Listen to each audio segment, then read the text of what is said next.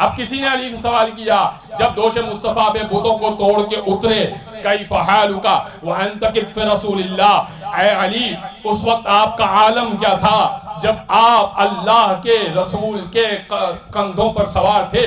देखिए ये कोई मामूली बात नहीं है कि रसूल अल्लाह के कदमों अली के कदम रसूल अल्लाह के दोष पर आ जाएं, ये मामूली बात नहीं है। क्यों? क्योंकि दोनों कंधों के दरमियान मोहरे नबूवत होती है।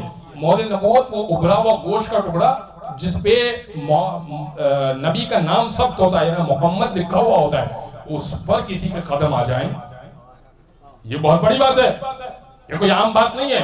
लोग एतराज करते हैं, हुजूर ये आप बहुत बड़ी जसारत करते हैं, शिया बहुत बड़ी जसारत करते हैं, ये रिवायत जाली है, ये रिवायत नकली है।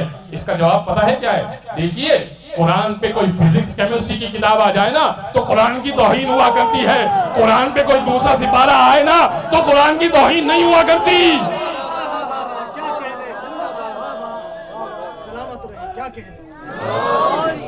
कुरान पे कुरान आ जाए तो कुरान की तौहीन नहीं हुआ करती।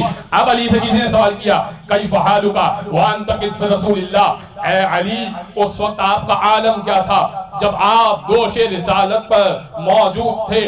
फरमाया कैफ हालुमन फौकहु रब्बुल आलमीन व तहतहु सय्यदुल मुरसलीन, उसका आलम क्या पूछते हो जिसने अपने ऊपर रब्बुल आलमीन को महसूस किया हो, नीचे सय्यदुल मुरसलीन को महसूस किया हो।